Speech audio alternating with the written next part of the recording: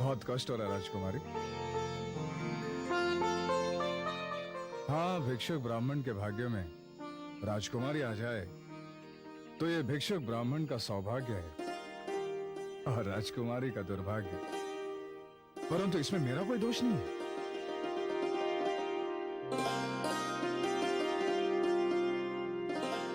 मुझसे पहले अन्य कोई लक्ष्य भेद करके तुम्हें जय कर ले जाता तो फिर मैं क्यों लक्ष्य भेद करता?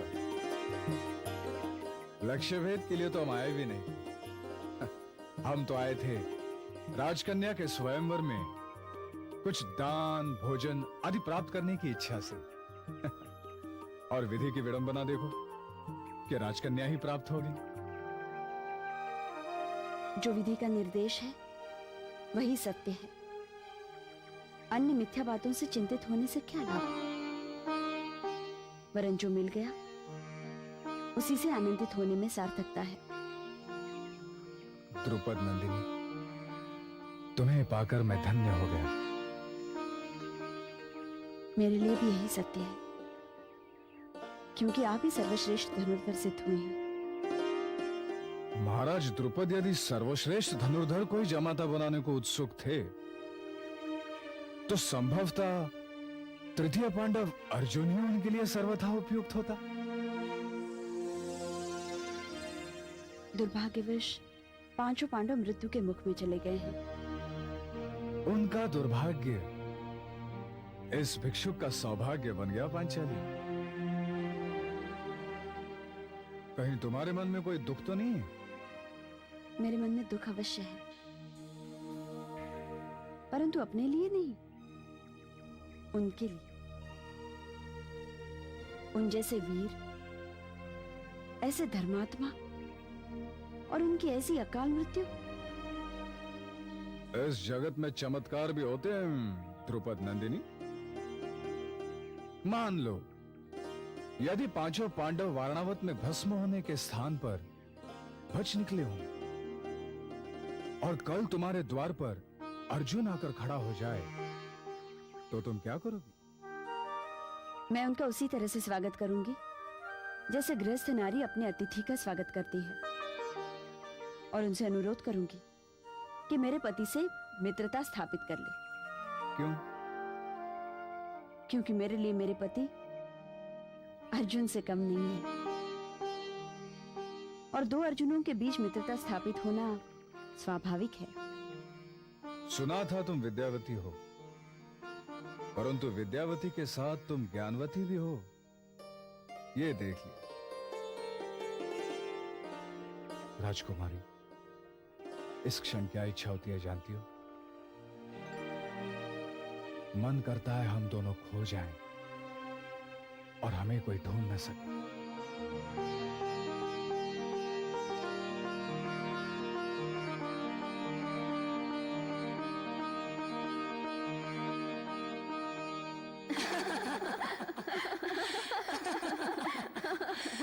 मैंने तो केवल अनुमान लगाया था कि आज स्वयंवर है, तो भैया की सफलता के लिए भाभी अवश्य देवी के मंदिर प्रसाद लेने गई होंगी। आश्चर्य है, मैं जब देवी के मंदिर गई थी तो वहां देवी के चरणों पर पहले से ही 2 फूल पड़े थे। अब एक तो भानुमति का हो सकता है, परंतु ये दूसरा किसका होगा? उसी का जो आपकी ही तरह स्वयंवर में अपने पति की सफलता की कामना करने गई होंगी। मैं अपने पति की सफलता की कामना करने नहीं गई थी। तो क्या असफलता की कामना करने गई थी? असफलता की नहीं, मैं तो उनकी कुशलता की कामना करने गई थी। देवी उन्हें लांछन और अपमान से बचाए, यही प्रार्थना करने गई थी। यानी कर्ण यदि द्रौपदी को जीतकर आते हैं तो क्या तुम्हें कोई ईर्ष्या नहीं होगी? दुश्शला, ऋतुवती का पति सफल होता है या असफल, इससे तुम्हें क्या? मुझे किसी के पति से क्या लेना देना, मैं तो बस यूं ही पूछ रही थी। तुम यदि यूं ही नहीं किसी कारण से भी पूछती तो भी मुझे कोई अंतर नहीं पड़ता दुश्शला। अंगराज तो हैं ही इस युग के कि उन्हें कोई भी प्रेम करेगा। ऋतुवती, तुम ये कैसे सहन कर सकती हो कि कर्ण किसी और को प्रेम करे या कोई और कर्ण को प्रेम करे? भानुमति, तुम भी तो युवराज दुर्योधन की सफलता की कामना करने मंदिर गई थी। तुम ये कैसे सहन करोगी कि दुर्योधन द्रौपदी को जीत कर ले आए और तुम्हारे स्थान पर उसे राजमहिषी के सिंहासन पर बिठा दे? आर्य पुत्र ने मुझे वचन दिया है कि यदि वे द्रौपदी को जीत कर लाते भी हैं तो राजमहिषी मैं ही रहूंगी। सिंहासन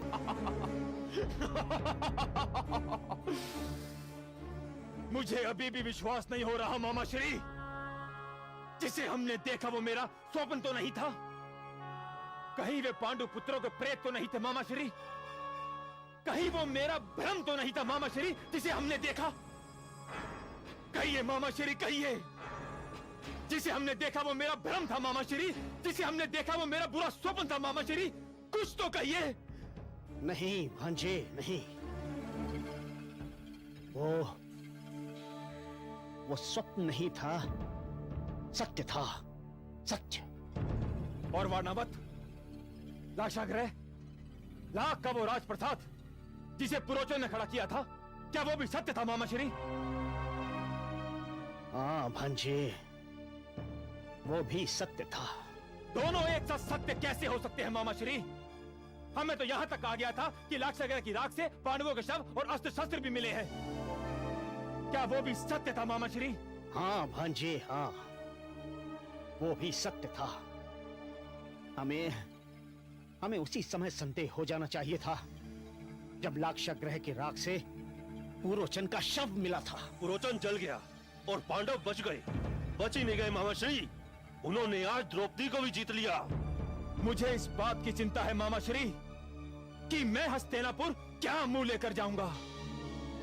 जिस राज्यसभा को मैंने महाराज द्रुपद का निमंत्रण स्वीकार करने के लिए बाध्य किया था, उसी राज्यसभा के सामने मुझे हार स्वीकार करनी पड़ेगी मामा श्री।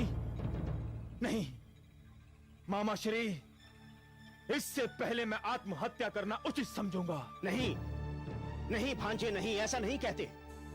तुम हस्तिनापुर के युवराज हो। ऐसी सहस्त्र द्रौपदियां तुम पर न्यौछावर की जा सकती हैं। और फिर ये तो मात्र स्वयंवर था भांजे। ये स्वयंवर नहीं था मामा श्री, ये युद्ध था, युद्ध जिसमें कौरवों की हार और पांडवों की विजय हुई है। मामा श्री, पांचों पांडव मेरे रोम रोम में कांटों की तरह चुभ रहे हैं और द्रौपदी मेरे वक्ष में कटार की भांति धंस गई है।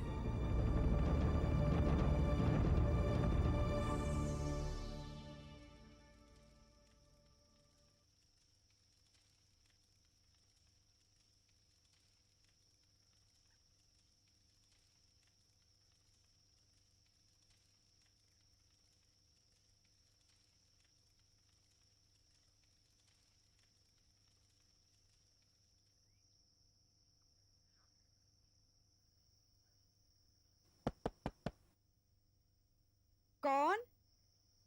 हम हैं माँ। माँ, देखो हम तुम्हारे लिए क्या लाए हैं। जो भी लाए हो पांचों भाई आपस में बांट लो।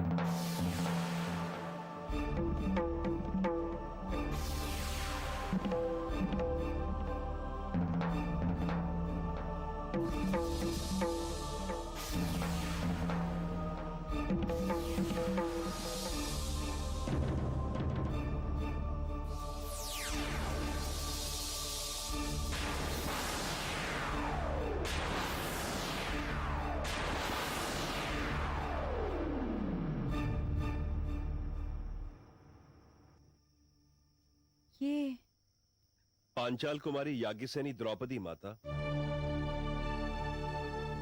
इसे मध्यम ने स्वयंवर में विजय किया है।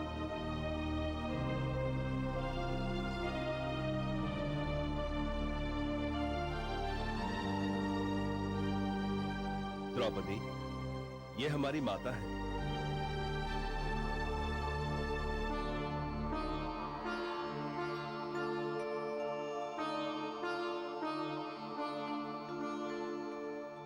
सौभाग्यवती भव।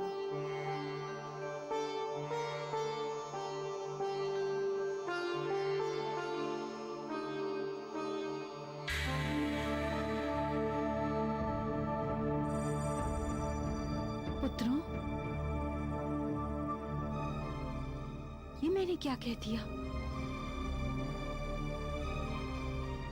मैं तो समझी थी तुम भिक्षा लेकर आए हो, इसीलिए बांटने को कहा। परंतु ये तो राजकुमारी है। यदि तुम लोगों ने मेरी बात न मानी तो मेरा वचन मिथ्या होगा, मेरा घोर अपमान होगा। माता का वचन अन्यथा करने पर तुम धर्मद्रोही बनोगे। लेकिन यदि मेरी बात मानकर तुमने द्रौपदी से विवाह किया तो द्रौपदी का अपमान होगा, इसकी लज्जा की सीमा नहीं रहेगी। अब क्या किया जाए कि मेरे वचन की भी रक्षा हो और द्रौपदी के सम्मान पर भी आंच ना आए। माता, आपके आदेश का पालन करना हमारे जीवन का परम कर्तव्य है। आपके वचनों की रक्षा के लिए हम सब द्रौपदी के साथ विवाह करने के लिए सहमत हैं। मैं जानती हूं तुम मेरी आज्ञा का पालन करोगे, क्योंकि तुम सब धर्मानुरक्त हो। परंतु द्रौपदी को धनुर्धर ने विजयी किया है, इसलिए न्यायतः वही उसका पति है। बात सत्य है माता, द्रौपदी को इसी ने प्राप्त किया है। अतः द्रौपदी के पानी ग्रहण का अधिकार भी उसका है। परंतु हम शेष भाई मां के वचन भंग करने के भागी हो, यह भी तो न्यायोचित नहीं जान पड़ता। क्यों मध्यम? जो मां का निर्देश उनके मुख से निकला है, जो एक बार आपने स्वीकार किया है, वही मेरा धर्म है।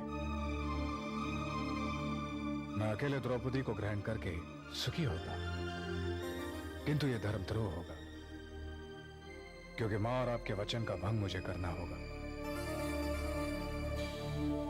मैं असहमत होकर पाप का भागी नहीं बनना चाहता। और फिर बड़े भाई के अविवाहित रहते मैं विवाह कैसे कर सकता हूं? इसलिए द्रौपदी हम सबकी धर्मपत्नी होगी। मध्यम ठीक कहता है, यही उचित और धर्म सम्मत होगा। माँ और बड़े भैया के वचन को भंग करके भैया को संतोष कैसे मिलेगा? और मिलेगा भी तो वह वास्तविक संतोष नहीं हो। इन्हें जीवन भर कष्ट सालता रहेगा कि इन्होंने मां की आज्ञा की अवहेलना की।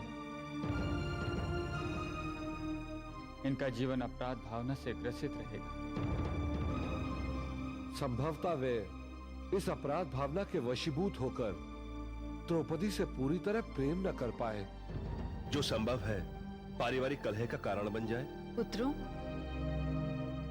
मैं द्रौपदी की इच्छा भी जानना चाहती हूँ, इसलिए तुम लोग कुछ समय के लिए बाहर जाओ। जो आज्ञा माते।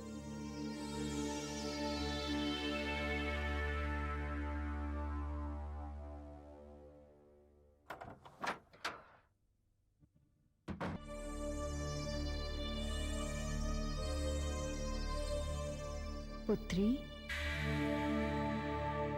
मुझे वेश्या बनाकर पुत्री संबोधित करने का क्या कारण है? ये संभवतः आप ही जानते हैं। मैं तुम्हारी अपराधी हूँ, परंतु मेरी विवशता जानने के पश्चात यदि तुम्हें लगे कि तुम्हारे साथ अन्याय हुआ है, तो तुम जो चाहे करने के लिए स्वतंत्र हो। आप संभवतः ये कहेंगे कि आपने भूल से अपने पुत्रों को मुझे आपस में बांटने की आज्ञा दे दी। क्या यही आपकी व्यवस्था है? नहीं पुत्री, यदि मैं वचन दे सकती हूँ तो वचन वापस भी ले सकती हूँ। तो अपना वचन वापस लेकर अपने पुत्रों को वचन से मुक्त कर दीजिए और एक स्त्री होकर दूसरी स्त्री पर होने वाले अन्याय को रोकिए। मैं कोई वस्तु नहीं हूँ जो मुझे बांटा जाए। मैं एक व्यक्ति हूं।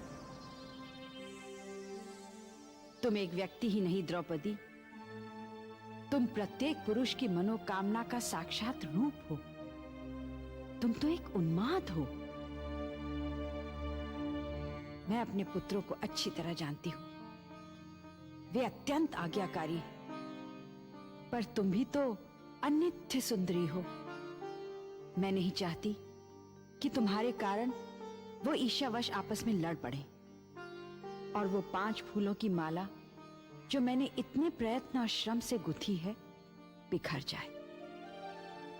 तुम उस माला की डोर बन सकती हो द्रौपदी, तुम ही उन्हें एक रख सकती हो। 5 ब्राह्मण भिक्षुकों का एक होना इतना आवश्यक क्यों है? हस्तिनापुर के सिंहासन के लिए। हस्तिनापुर?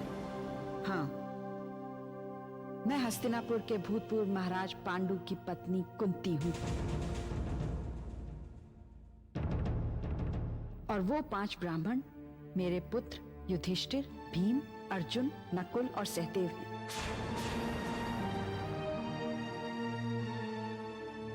आप माता कुंती हैं? हाँ पुत्री, मैं कुंती हूँ।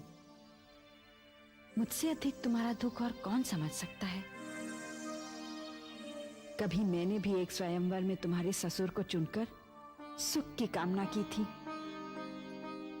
परंतु वो शापग्रस्त थे। मुझे इसका दुख नहीं था। मां बनने की निष्फल कामना के लिए मैंने कभी अपने भाग्य को नहीं धिक्कारा। पति के चरणों में रहकर ध्यान रखकर उन्हें सुखी रखा। परंतु वंश रक्षा और राज्य सुरक्षा के लिए मैंने पति के अनुरोध पर धर्मराज, पवन और इंद्र और माद्री ने अश्विनी कुमारों के औरत से गर्भ धारण किया और 5 पुत्रों को जन्म दिया। इसके लिए मुझे कई बार हास्य और व्यंग का पात्र बनना पड़ा। मैंने सब कुछ सहा। अपने मन को कहती रही कि ये पुण्य है, ये पाप नहीं है। मैंने जो कुछ किया इस पृथ्वी के मंगल के लिए आवश्यक था। अपत्य प्राप्ति के लिए आपको विभिन्न पुरुषों से संसर्ग करना पड़ा। क्या आप इसलिए मेरा विवाह 5 पुरुषों से करवा रही हैं कि मैं आपको हीन दृष्टि से देखूंगी, आप पर कटाक्ष करूंगी? आप मुझे इस विषम परिस्थिति में क्यों डाल रही हैं? विषम परिस्थिति? तुम क्या जानो विषम परिस्थिति क्या होती है? मेरे पुत्रों से उनका अधिकार छीनकर दुर्योधन ने उन्हें लाक्षागृह में जीवित जलाने का षड्यंत्र रचा।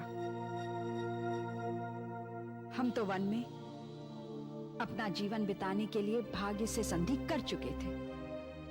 तभी वासुदेव का संदेश मिला कि हमें कांपिल्य आना है। क्या वासुदेव ने आपको कांपिल्य आने के लिए निमंत्रित किया? हाँ पुत्री। अब समझी वासुदेव की लीला। कैसी लीला पुत्री? वासुदेव ने अपने आप को स्वयंवर से पृथक कर लिया, उसके बाद जरासंध और दुर्योधन को, और ये सब इसलिए कि आपका पुत्र अर्जुन मुझे विजयी कर सके, आर्यावर्त का सर्वश्रेष्ठ धनुर्धर मुझे विजयी कर सके। वासुदेव की लीला तो वासुदेव ही जाने। परंतु जब पिताश्री को पता चलेगा कि मैं एक नहीं 5 पुरुषों से विवाह करने जा रही हूं, तो वे क्षुब्ध हो उठेंगे।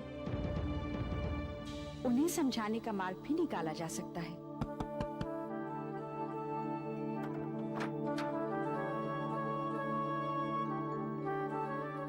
हुआ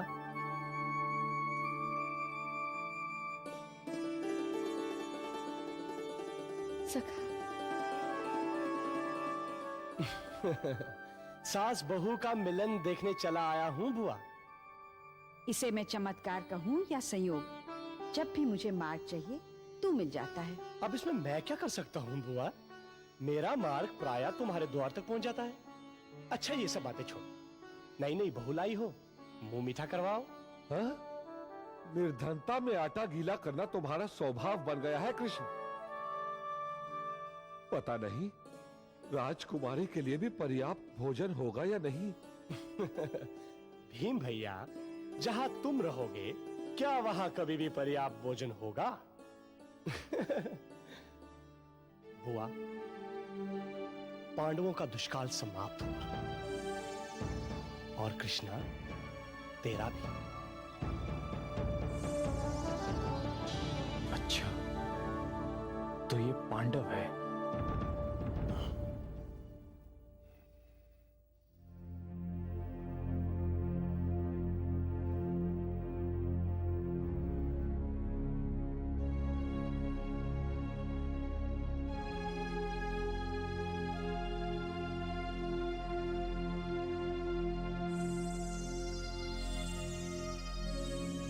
हाँ तो स्वामी बताइए, कैसी लगी द्रौपदी?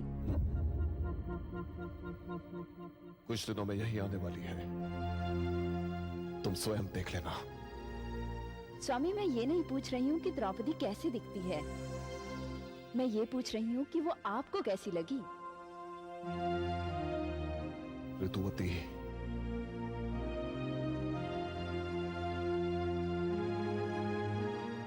द्रौपदी एक स्वप्न है, एक स्वप्न है वो। और आर्यवर्त में एक सूत पुत्र को स्वप्न देखने का अधिकार नहीं है। तो क्या उसने आपको सूतपुत्र कहा? कौन नहीं कहता, कौन नहीं कहता ऋतुवती। उसने कह दिया तो क्या अपराध कर दिया। मैं तो जन्म से ही लांछित हूं, किसी और को दोष देने का मुझे क्या अधिकार है? स्वामी, मैं आपका जन्म दोष तो नहीं बदल सकती,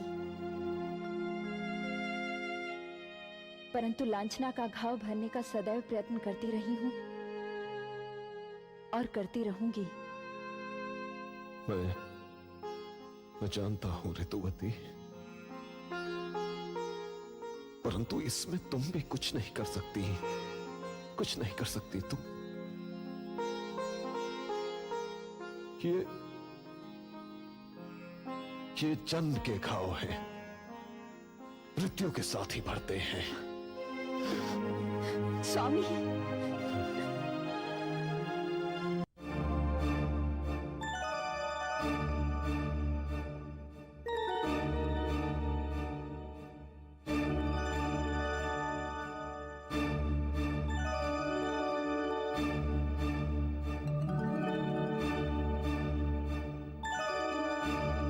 प्रश्न गंभीर और सनातन है।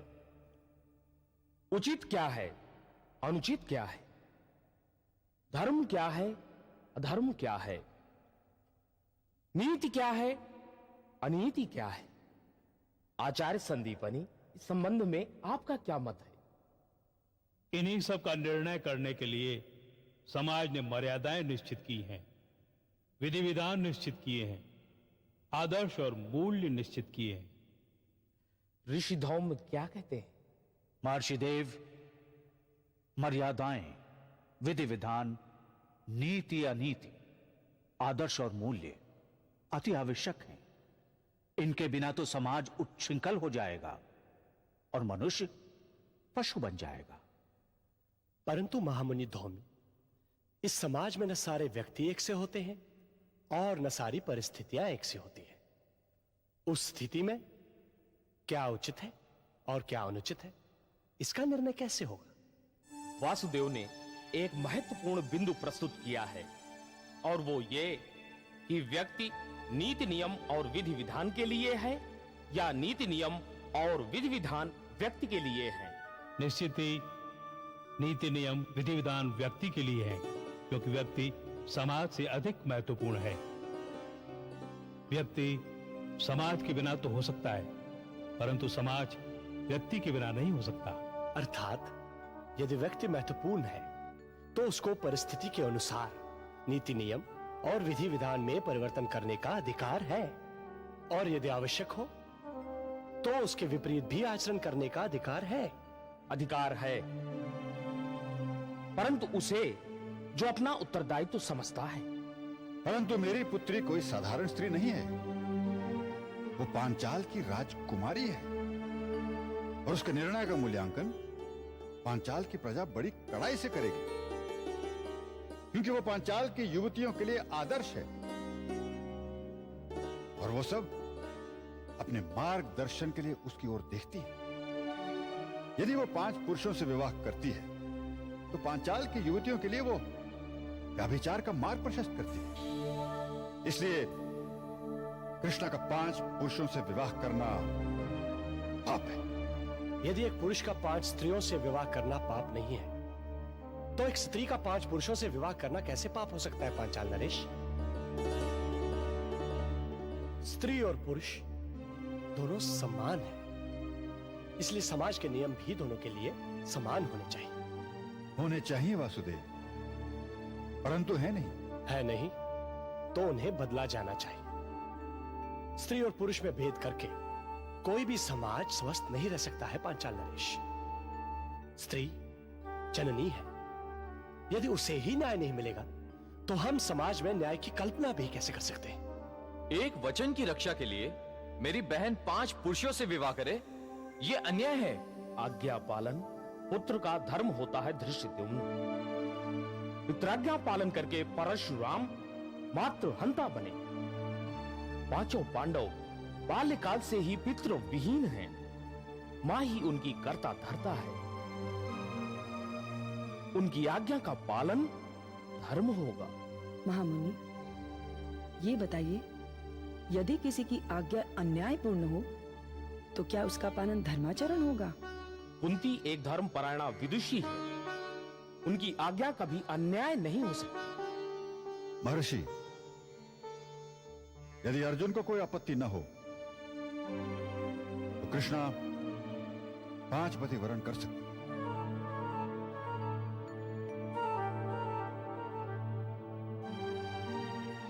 परंतु ऐसा कभी पहले हुआ है?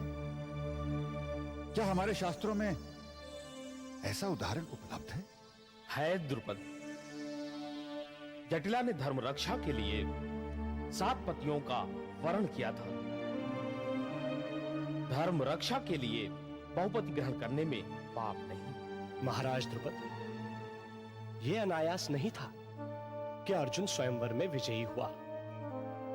यह भी अनायास नहीं था कि कृष्णा ने उसका वरण किया, और यह भी अनायास नहीं था महाराज कि कुंती बुआ ने अपने 5 पुत्रों को द्रौपदी को आपस में बांट लेने की आज्ञा दी। इस जगत में कुछ भी अनायास नहीं होता है महाराज। सबके पीछे कोई ना कोई कारण अवश्य होता है, और वो कारण होता है जगत का मंगल और धर्म की स्थापना। 5 पांडवों का जन्म ही धर्म की स्थापना के लिए हुआ है महाराज, और कृष्णा इनकी जीवनी शक्ति है।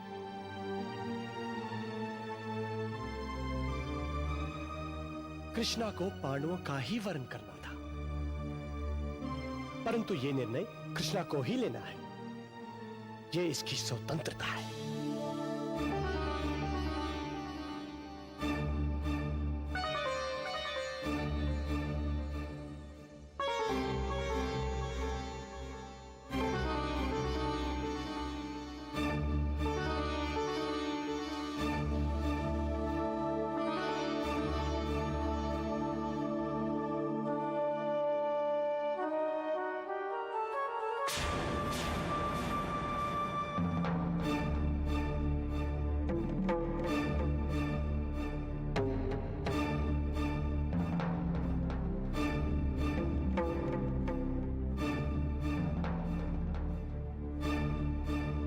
मैं 5 पांडवों से विवाह करने के लिए प्रस्तुत हूँ।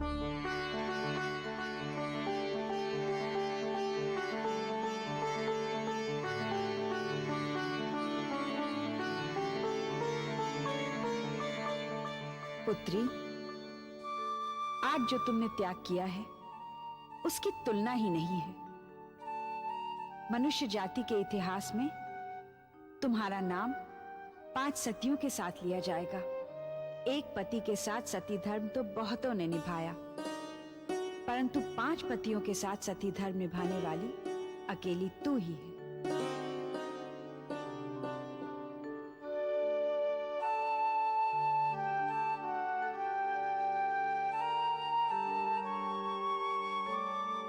महाराज की जय हो, कुरुओं की जय हो। महाराज, पूरे आर्यवर्त में कुरुओं की पताका फहरा रही है। कुरुओं के सौभाग्य का सूर्योदय हुआ है महाराज। अच्छा, तो द्रुपद पुत्री को मेरे पुत्र दुर्योधन ने जीत ही लिया। महाराज, द्रुपद कन्या द्रौपदी का वरण दुर्योधन ने नहीं, पांडुपुत्र ने किया। पांडुपुत्र? पांडुपुत्र जीवित है विदुर? अहो भाग्य, अहो भाग्य विदुर। पांडव तो मुझे अपने पुत्रों से अधिक प्रिय है। अहो भाग्य। आपके मुंह में घी शर्करा महाराज। परमात्मा करे सैकड़ों वर्षों तक पांडु पुत्रों के प्रति आपका प्रेम, आपका सद्भाव इसी तरह बना रहे। महाराज, आज्ञा हो तो ये शुभ समाचार राजमाता तक पहुंचा दो। हाँ, अवश्य अवश्य विदुर। प्रणाम महाराज।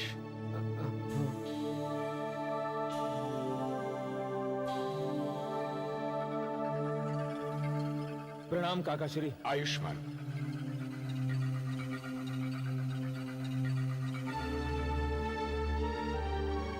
प्रणाम जीजा श्री। आयुष्मान। पुत्र अभी भी विदुर ज्ञात है महाराज, ज्ञात है। और ये भी ज्ञात है कि आप पांडु पुत्रों को अपने पुत्रों से भी अधिक प्रेम करते हैं। दुर्योधन, आप विदुर काका से हमारे शत्रुओं की प्रशंसा कर रहे थे, उनका गुणगान कर रहे थे। कैसे पिता हैं आप? दुर्योधन ठीक कह रहा है जीजा श्री। इन पांडवों की शक्ति बढ़ती ही जा रही है। यादव तो उनके साथ थे ही, अब पांचाल भी उनके संबंधी हो गए हैं। हमें कुछ ऐसी युक्ति सोचनी होगी जिससे इन पांडवों का बल घटे। शकुनी, मैं दृष्टिहीन अवश्य हूं, परंतु बुद्धिहीन नहीं हूं। विदुर के समक्ष मैं कैसे अपना अभिप्राय प्रकट कर सकता था? मुझे प्रसन्न होने का अभिनय करना पड़ा उसके समक्ष। यह जानकर संतोष हुआ महाराज। मात्र संतोष से कुछ नहीं होगा शकुनी, उससे अधिक कुछ करना होगा। और जो तुम उचित समझो वो करो। विश्वासघात, विश्वासघात किया मेरे साथ वासुदेव ने। अब वासुदेव स्वयं आपके स्थान पर जाकर धनुष की प्रत्यंचा कसते और मछली की आंख का भेदन करते, तो वो भी तो आपका अपमान होता आर्यपुत्र, जब आप स्वयं ही असमर्थ बस रहे। बस भानुमति, मुझे स्मरण कराने की आवश्यकता नहीं है।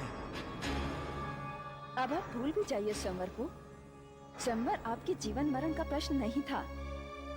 द्रौपदी को जिसने भी जीता, उसने उसे अपने पौरुष और पराक्रम के बल पर ही न्यायपूर्वक जीता होगा। भानुमति, उससे कोई और जीतता तो मुझे इतनी गलानी नहीं होती। उसे जीता है अर्जुन ने, और ये जीवन भर मुझे सालता रहेगा। और ऊपर से वो भीम की हंसी,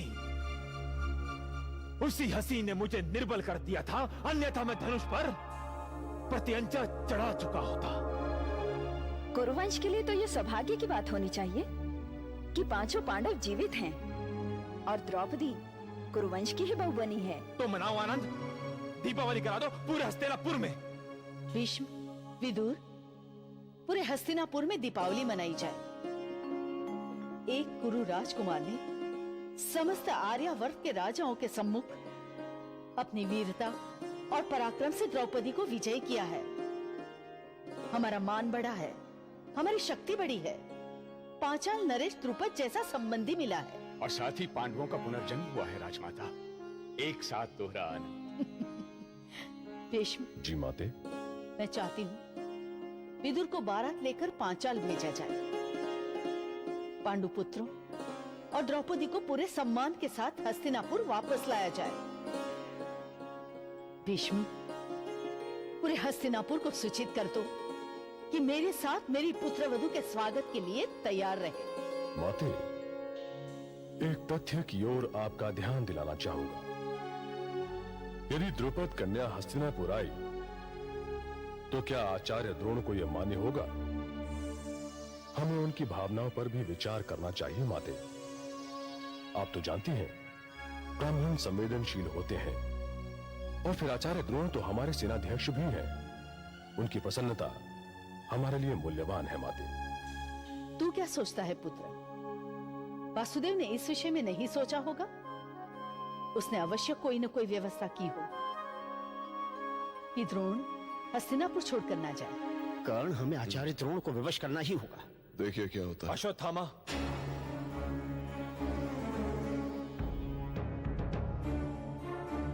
मैं तुम्हें अपने वचन से मुक्त करता हूं। अब तुम अपने पिता को हस्तिनापुर छोड़ने से रोकने के लिए बाध्य नहीं। ये कैसे हो सकता है दुर्योधन? मैंने पांचाल नरेश के सामने द्रौपदी को वचन दिया था। यदि मेरे वचन भंग करने से युद्ध की स्थिति उत्पन्न हो गई तो?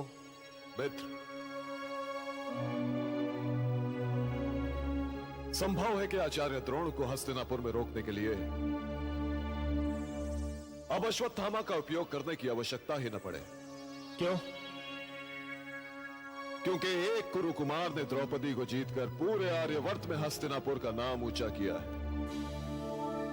मेरा मानना यह है कि आचार्य द्रोण को हस्तिनापुर में रोकने के लिए राजमाता सत्यवती और पितामह की आज्ञा ही पर्याप्त होगी। किंतु भांजे, क्या आचार्य द्रोण को हस्तिनापुर छोड़ने के लिए किसी प्रकार विवश नहीं किया जा सकता? क्यों नहीं मामा श्री? अश्वत्थामा, यह तुम्हारा उत्तरदायित्व है कि तुम आचार्य द्रोण को हस्तिनापुर छोड़ने पर बाध्य करो, क्योंकि उनकी शत्रु कन्या हस्तिनापुर की बहू बनकर आ रही है। यदि वे अप्रसन्नता व्यक्त करें तो पांडवों का स्वागत तो क्या, उन्हें हस्तिनापुर में प्रवेश करने से रोका भी जा सकता है। दुर्योधन,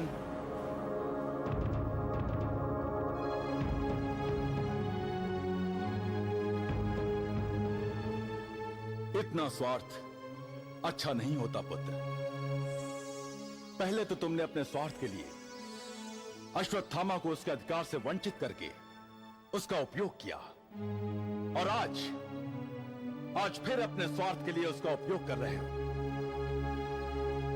दुर्योधन, मुझे हस्तिनापुर में रोकने या हस्तिनापुर छोड़कर जाने के लिए किसी की प्रार्थना की कोई आवश्यकता नहीं है।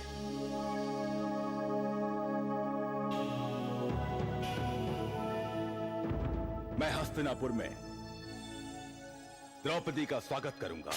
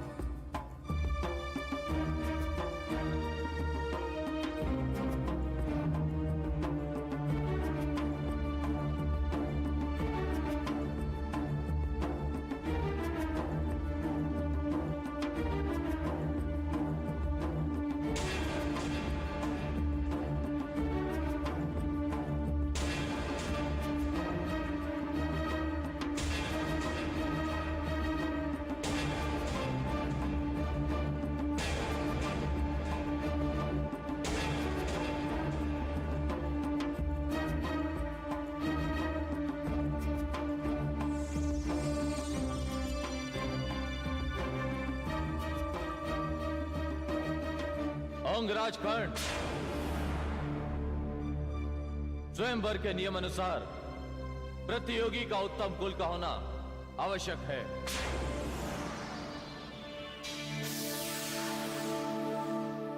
मैं सूत पुत्र का वरण नहीं करूंगी। मैं सूत पुत्र का वरण नहीं करूंगी। मैं सूत पुत्र का वरण नहीं करूंगी।